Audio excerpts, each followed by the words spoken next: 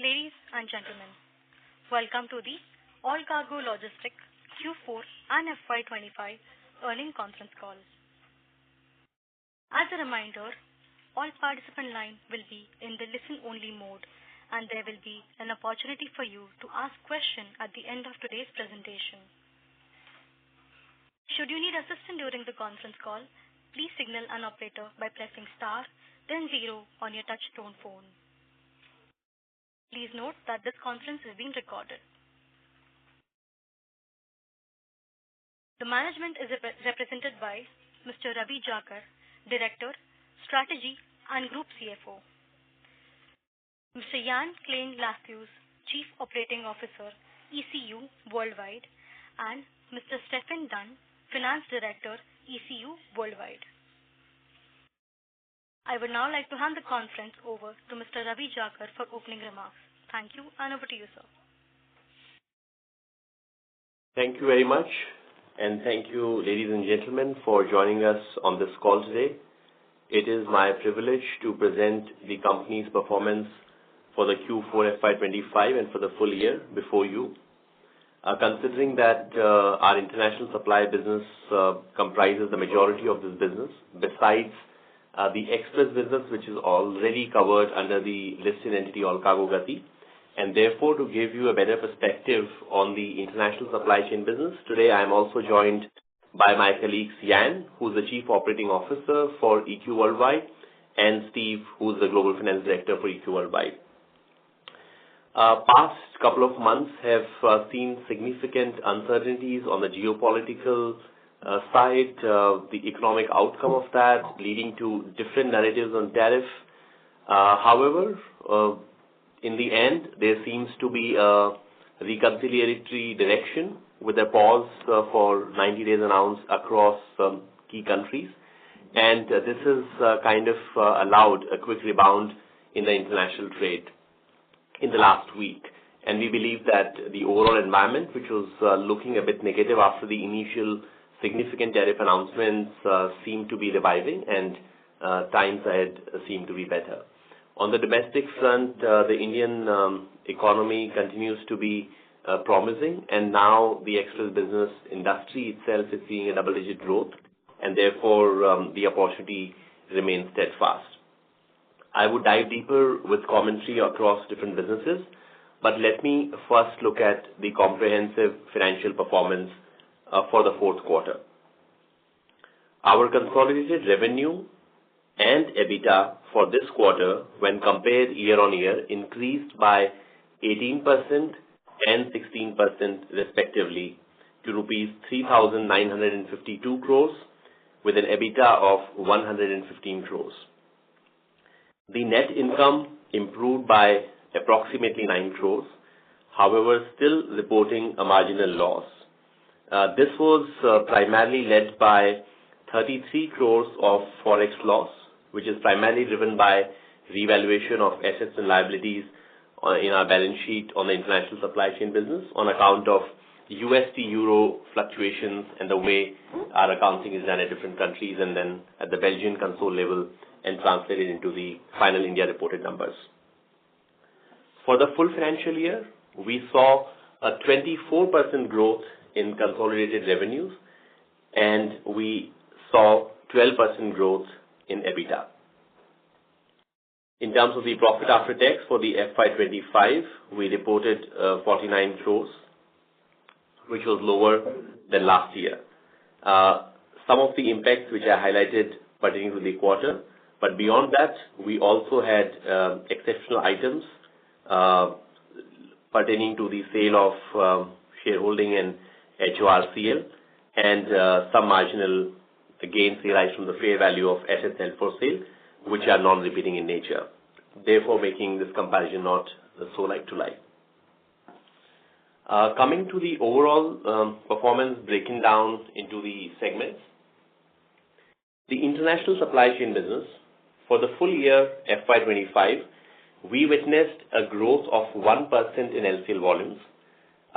We believe that overall the industry contracted last year, given that some of our customers, major forwarders, moved to increased consolidation on their own, and also with the freight rates not rising sharply, FCL trade continuing to do better, and some of the abnormal LCL growth which was seen in the earlier year sort of reversed back. So therefore we believe that we did better than the market.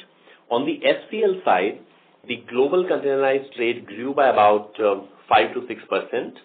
We believe that the countries that we operate in grew somewhere in the same range of about 5%.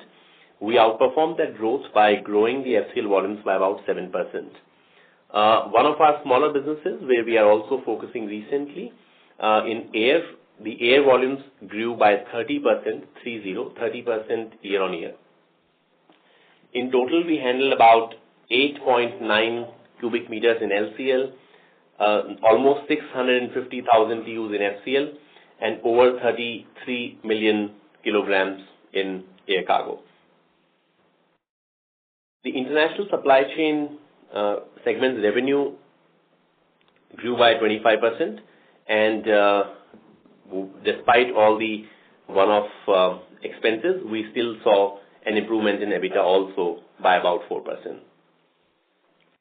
As I mentioned, in terms of the current environment, the Trans-Pacific trade lane had seen a massive decline, with China to US trade declining by as much as 61% year on year in one of the recent weeks. But then with Trump's announcements on reconciliatory approach, setting a 90-day pause, led to a sharp rebound as well in the corresponding week, and last week itself was one of the highest growth in the recent times.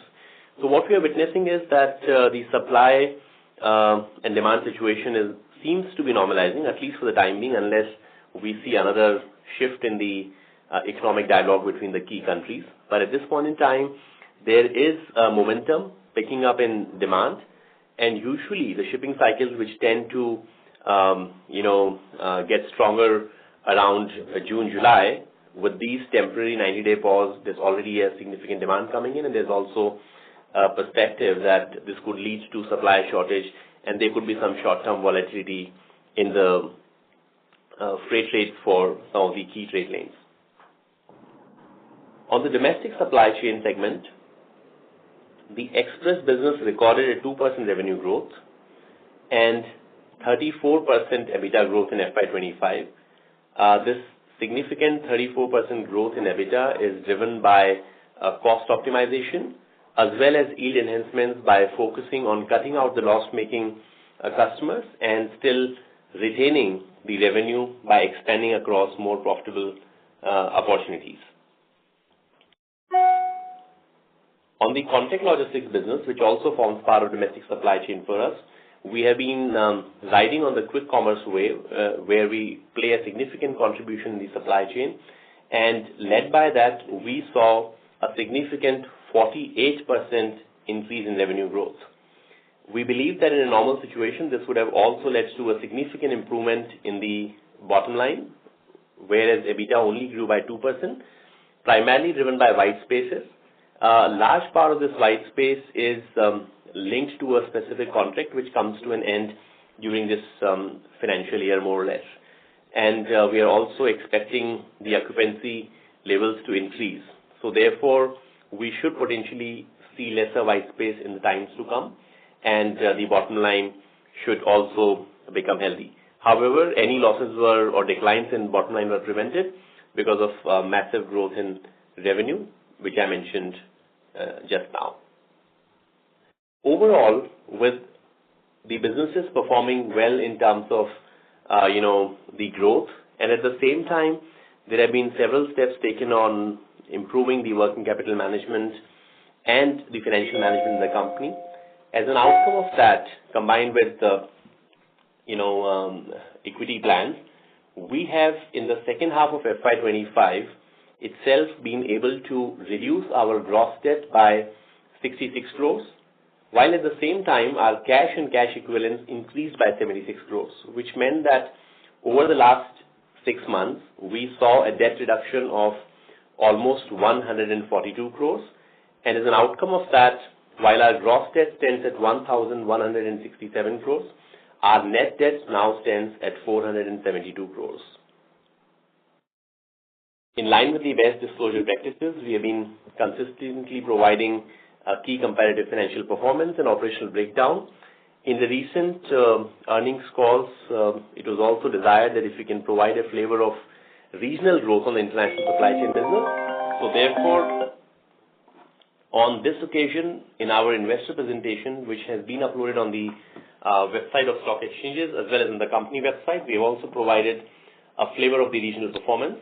What we have seen, particularly in the last 3 to 5 months, I would say, to be precise, we have seen robust growth in profitability in Latin America, and most of our countries where we had concerns on losses have turned around, and this paves way for a stronger financial performance in the year to come by. So that's broadly on the flavor of the business. Now I would call upon my colleague Jan to introduce himself and also give his perspective on the operating business and trade environment. So over to you, Jan. Thanks. Yes. Hi. Good afternoon to everyone. This is Jan Kleine-Lasthus. Well, I've joined EQ in December, took over the role as the global COO. Well, quick background on myself. I have more than 26 years in the logistic industry. Before I joined EQ, I was working at Hellman Worldwide Logistics for 13 years, and the last 6 years as well as the Chief Operating Officer within Hellman. And before that, I was working at SDV, it was called at that time, then it was Bolloré, nowadays it's Siva, also 12 years. So, yeah, as I said, overall around 26 years in the industry. So now I am with EQ for the last around 6 months. And since I'm there, well, we have started a few initiatives. One very important initiative, which we just we have worked on and are working at the moment on the implementation, is that we have a business process management in place, or bring it in place, to have an end-to-end process management within the company. To work on one hand, productivity gains, right? Because I think with the standard global process, we can gain productivity, especially then having those processes working together on both sides.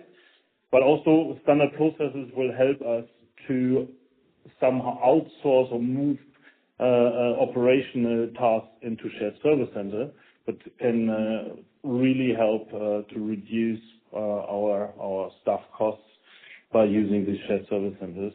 I think it was already discussed in some of the earlier calls where we have built up now our shared service centers on one side in APAC, in Asia Pacific.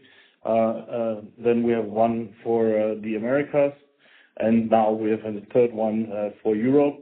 So we've, based on the region, 3 shared service centers in which we have outsourced, or where we increasingly outsourcing some workload to reduce the personnel expenses for our main asset in the company, which is our teams or our employees. So this is what we're driving at the moment. So the plan is really to drive quality with standard processes, but even more to drive the productivity and reduce costs. On the other hand, we're working on implementing and building up a product management. Well, Ravi mentioned that already. That's on one hand, we have the LCL business, so less container load, which is our core business, and which also will remain our core business, and what is driving our profitability and where we make most of our revenue. But we are already in the LCL business, the largest LCL provider, so leading globally. But in the other products, where we also have significant growth over the last months, so on the FCL, the full container business, but as well on the air freight business. And to drive this growth further, and as well to accelerate our growth on the warehousing, on the container freight station business, we decided to implement a product management. So in the future, we have product management on LCL, which was there as well in the past.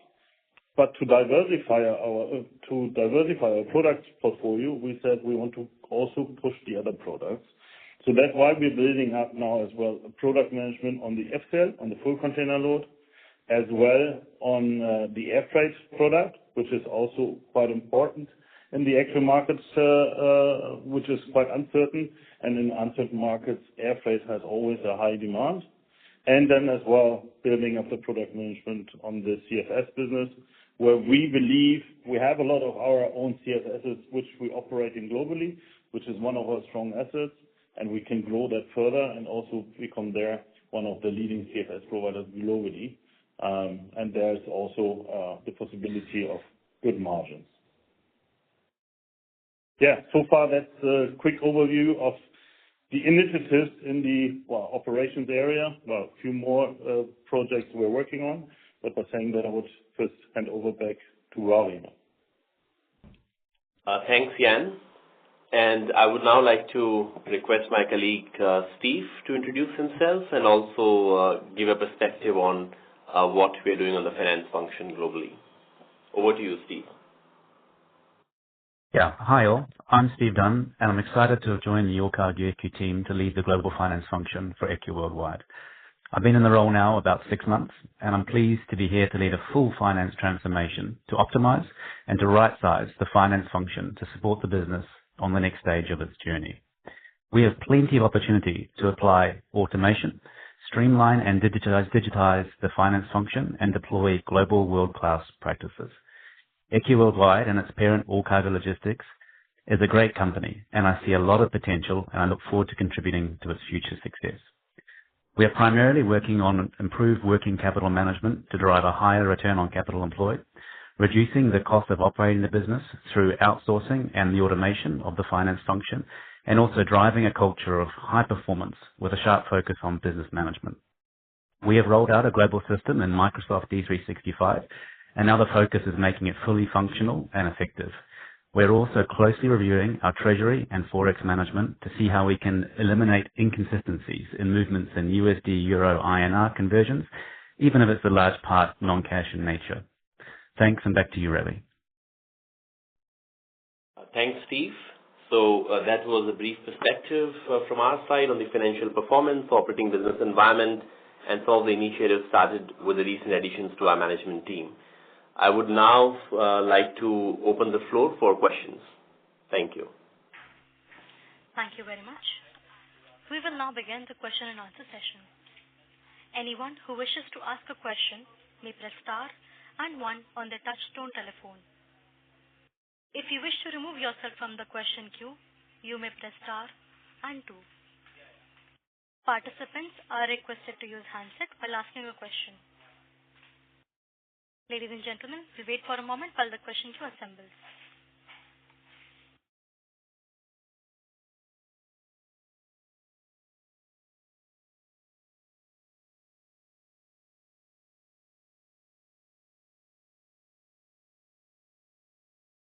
A reminder to all participants, you may press star and 1 to ask questions.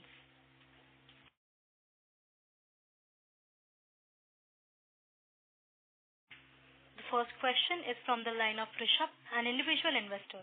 Please go ahead. Hello? Yes, sir, please go ahead. I just want to know, when can we expect the relisting of the newly formed entities after the NCLT approval? We have our next, which potentially could be the final hearing with NCLT in the first week of July.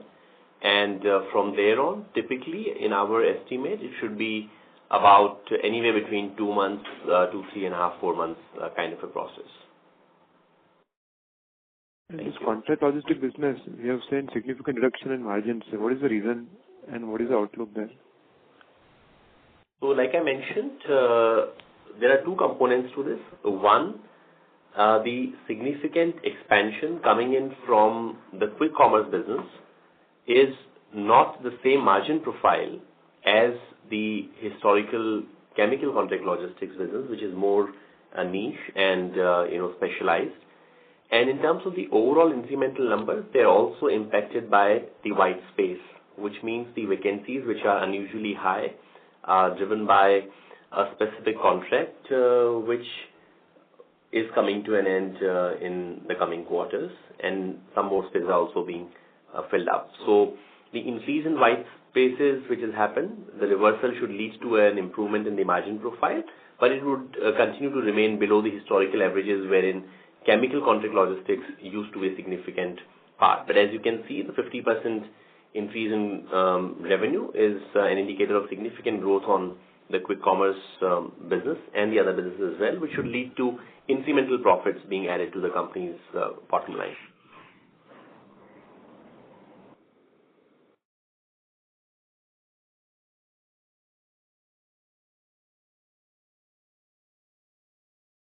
Mr. Rishabh? Yeah, thank you. Thank you. Next question is from the line of Vikram Suryavanshi from Phillip Capital India. Please go ahead. Yeah, good evening, sir. I think I missed, if I'm not sure, what would be the gross debt on international supply chain business now?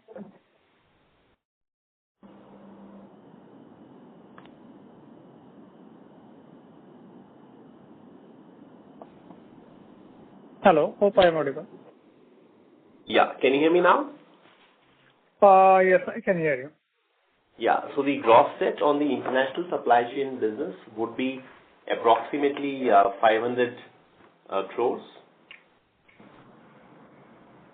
Okay. And working capital? So significant part of the debt on both the international supply chain, which is in Belgium, as well as the debt that we carry in Allcargo Logistics in India, is primarily working capital debt.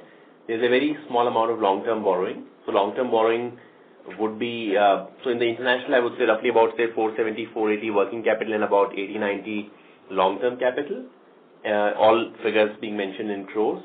While on the India side, we would have roughly, as of 31st March, about 200 crores in long-term borrowing, which has again come down since 31st March, and the working capital and other short-term borrowings being approximately 300 crores. So all put together, if you look at the gross level, almost 800 to 900 crores ballpark is in the short-term or the working capital debt. Understood. And how is the situation in working capital in terms of business requirement? Are we seeing that it's getting stretched, or is not much pressure we're seeing in working capital side? Yeah, so we have seen a reduction in working capital, and that is primarily driven by, to some extent, on a like-to-like comparison, a slightly lower average freight rate, but as you can see, the revenue has gone up. So a significant part of that is driven by improved collections and reduced DSO and better management on the payables as well. That has led to the reduction in working capital. And on the interest side, I would say there will be two impacts. One would be on account of the reduced working capital requirement, and second is also on account of the pooling that we do today in terms of cash and how that offsets the interest part. And maybe I'll request Steve to give a bit more perspective on how we are planning to bring down the working capital and also the whole pooling aspect. So Steve, you want to add on that? Yeah, so we're expanding our usage of global pooling with our primary bank at this stage, which is enabling us to then extract funds from the regions into our central bank, which we can then use to offset the interest payments, and that's both through physical pooling and notional pooling. And then secondly, we're also looking at advanced strategies for getting cash out of countries which are more challenging to repatriate from. So we're really strengthening our focus on the whole treasury space. In addition to that, from a working capital point of view, we're evaluating additional options for releasing cash, such as supplier trade credit programs, and we're also looking into strategies potentially around some factoring. So yeah, we have a lot going on in that space. Okay, got it. Thanks. And just to clarify, I think because what uncertainties what we have seen related to tariff and disturbance in the trade. Similarly, just to get a similar example, during COVID when trade was disturbed, it took a lot of time to empty repositioning, and then also impacted availability of empty container for certain lines, blank selling.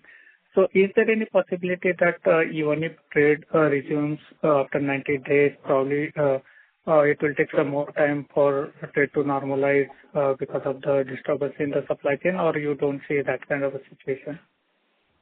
Yeah. So I would say that, from a longer term sustained perspective, there's a greater sense of readiness for shipping lines to, plan capacity. But having said that, in the short term, there are conversations of disruptions with the capacity realignment. And typically what also happens is that when you prioritize one of the biggest trade lanes, which is China-US, the capacity redeployment there leads to a more severe impact on some of the other trade lanes, whether it's Asia, Europe, and that could lead to, significant surges on the freight rate as well.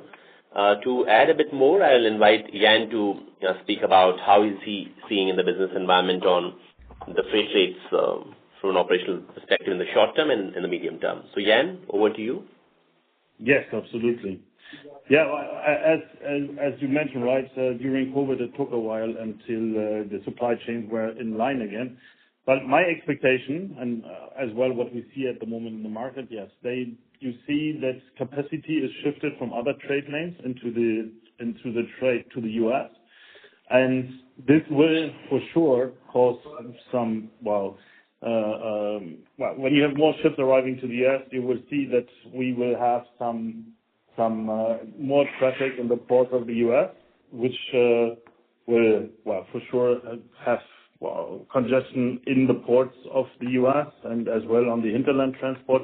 Yeah. So the expectation is, even after this 90 days of pause on the tariffs, that we will see more issues on the supply chain, or we will see more supply chain disruptions. As well, as capacity is already moved from other trade lanes. At the moment, more from the intra-Asia trade lane. Capacity ships are moved into the U.S. trade lane, but because from a European trade lane to move a ship is a bit more difficult because much longer loops. But we see already capacity shifting, and I believe we will see more capacity shifting on that trade lane. But I think another important point as well to keep in mind on the tariffs, yes, we're talking about this China-U.S. trade lane, but at the moment, I don't know if you followed the news over the weekend, well, there are also discussions between the EU and the U.S. government, and where as well at the moment the tariffs on EU goods are also only on pause. So also there we will see a rush on the demand side. But yeah, overall I think it's very uncertain, and it will go beyond the 90 days.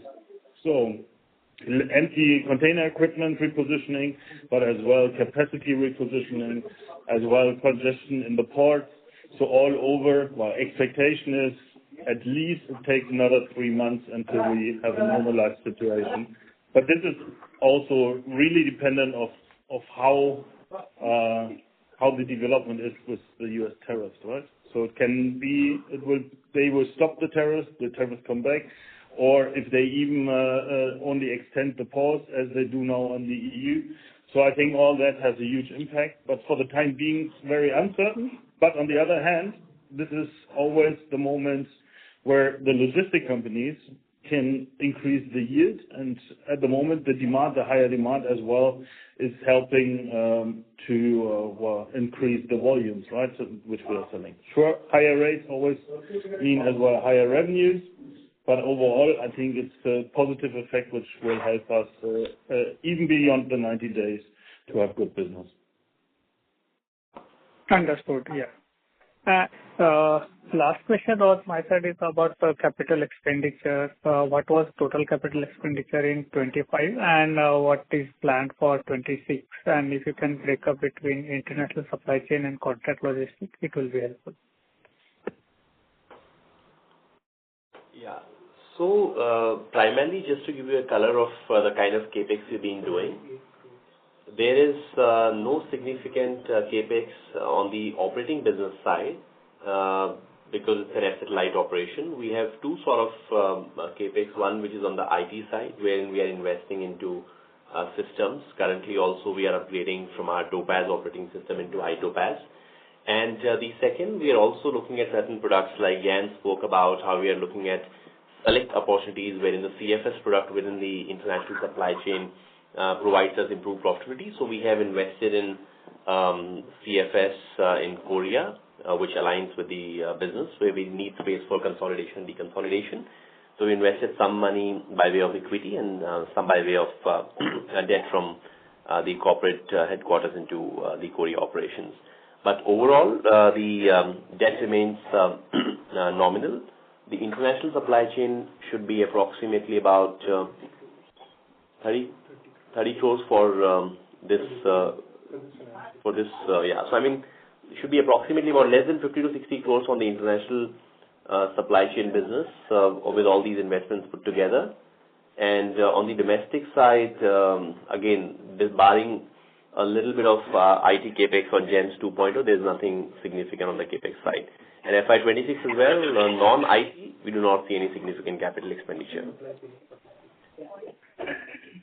The Allcargo supply chain, which is the contract logistics business, there also we have moved into a model whereby we tend to sign operating leases rather than investing into the capital expenditure, though from an accounting perspective, some of those would go towards the depreciation. But in terms of the cash outlay, we do not intend to invest in capex, but rather build economic models on operating, leases for the investments in warehouses and contract logistics. Understood. Thank you very much. Yeah. Thank you. A reminder to all participants, you may press star and 1 to ask questions.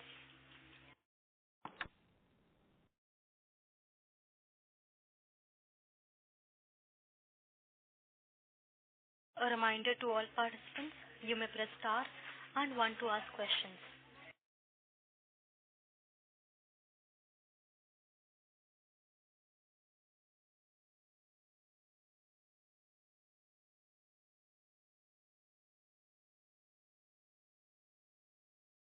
A reminder to all participants, you can press star and 1 to ask questions.